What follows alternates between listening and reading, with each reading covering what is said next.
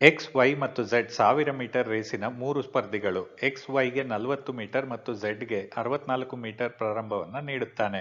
Y ಮತ್ತು Z 1000 metre ರೇಸಿನಲ್ಲಿ ಭಾಗವಹಿಸಿದರೆ Y ಝೆಡ್ಗೆ ಎಷ್ಟು metre ಪ್ರಾರಂಭವನ್ನು ನೀಡುತ್ತಾನೆ? ಇದು ಕಾಲ, ವೇಗ ಮತ್ತು ದೂರ, ಟೈಮ್, ಸ್ಪೀಡ್ ಅಂಡ್ ಡಿಸ್ಟೆನ್ಸ್ಗೆ ಸಂಬಂಧಿಸಿದಂತ ಪ್ರಶ್ನೆಯಾಗಿದೆ. ಎಕ್ಸ್ ವೈಗೆ 40 ಮೀಟರ್ ಪ್ರಾರಂಭವನ್ನ ನೀಡ್ತಾ ಇದ್ದಾನೆ. ಇದರ ಅರ್ಥ ಏನು ಅಂತ ನೋಡೋಣ.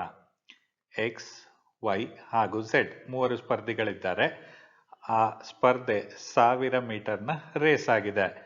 ಎಕ್ಸ್ ವೈಗೆ 40 ಮೀಟರ್ ಪ್ರಾರಂಭವನ್ನ ನೀಡೋದು ಅಂತ ಅಂದ್ರೆ ಎಕ್ಸ್ ವೈ 40 ಮೀಟರ್ ದೂರ ಕ್ರಮಿಸಿದ ನಂತರ ಅವನ ಓಟವನ್ನ ಪ್ರಾರಂಭಿಸೋದು ಅಂತ ಅರ್ಥ. ಅಲ್ಲಿಗೆ ಎಕ್ಸ್ 1000 ಮೀಟರ್ ಓಡಿದಂತಹ ಸಮಯದಲ್ಲಿ ವೈ 40 ಮೀಟರ್ ಪ್ರಾರಂಭವನ್ನ ಪಡೆದುಕೊಂಡು 960 ಮೀಟರ್ ದೂರವನ್ನ ಓಡಿರ್ತಾನೆ. ಅದೇ ರೀತಿ ಎಕ್ಸ್ ಝೆಡ್ಗೆ 64 ಮೀಟರ್ಗಳ ಪ್ರಾರಂಭವನ್ನ ನೀಡ್ತಾ ಇದ್ದಾನೆ.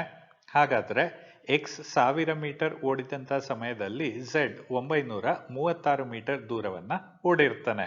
ಆದ್ರೆ ಒಂದು ಗಮನಿಸಬೇಕಾದ ವಿಷಯ ಏನು ಅಂತಂದ್ರೆ ಮೂವರು ಕೂಡ ಆ ರೇಸನ್ನ ಒಂದೇ ಸಮಯದಲ್ಲಿ ಗುರಿಯನ್ನ ತಲುಪ್ತಾರೆ. ಅದರ ಅರ್ಥ ಏನು? ವೈ 960 ಮೀಟರ್ ದೂರವನ್ನ ಓಡಲು ತೆಗೆದುಕೊಂಡಂತಹ ಸಮಯದಲ್ಲಿ ಝೆಡ್ 936 ಮೀಟರ್ ದೂರವನ್ನ ಕ್ರಮಿಸಿರ್ತಾನೆ. ಈಗ ವೈ ಮತ್ತು ಝೆಡ್ ಇಬ್ಬರೇ ಒಂದು ರೇಸಿನಲ್ಲಿ ಅಂದ್ರೆ 1000 ಮೀಟರ್ ರೇಸಿನಲ್ಲಿ ಭಾಗವಹಿಸ್ತಾರೆ. ಈಗ ವೈ ಝೆಡ್ಗೆ ಎಷ್ಟು ಪ್ರಾರಂಭವನ್ನ ನೀಡಬೇಕು ಅನ್ನೋದು ಪ್ರಶ್ನೆ. ವೈ 990 ಮೀಟರ್ ದೂರವನ್ನ ಕ್ರಮಿಸಿದಂತ ಸಮಯದಲ್ಲಿ ಝೆಡ್ 936 ಮೀಟರ್ ದೂರವನ್ನ ಕ್ರಮಿಸಿರ್ತಾನೆ. ಹಾಗಾದ್ರೆ ವೈ 1000 ಮೀಟರ್ ದೂರವನ್ನ ಕ್ರಮಿಸಿದ ಸಮಯದಲ್ಲಿ ಝೆಡ್ ಎಷ್ಟು ದೂರವನ್ನ ಕ್ರಮಿಸಿರ್ತಾನೆ? ಕ್ರಾಸ್ ಮಲ್ಟಿಪ್ಲೈ ಮಾಡೋಣ. 1000 ಇಂಟು 936 ಬೈ 960. ಸೊನ್ನೆಗಳನ್ನ ಕ್ಯಾನ್ಸಲ್ ಮಾಡ್ಕೊಳ್ಳೋಣ.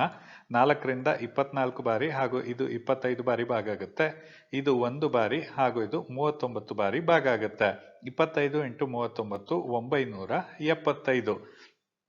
ವೈ 1000 ಮೀಟರ್ ದೂರವನ್ನ ಕ್ರಮಿಸಿದ ಸಮಯದಲ್ಲಿ ಝೆಡ್ 975 ಮೀಟರ್ ದೂರವನ್ನ ಕ್ರಮಿಸ್ತಾನೆ. ಆದ್ರಿಂದ ವೈ ಝೆಡ್ಗೆ 1000 ಮೈನಸ್ 975 25 ಮೀಟರ್ಗಳ ಪ್ರಾರಂಭವನ್ನ ನೀಡಬೇಕಾಗುತ್ತೆ. Option B.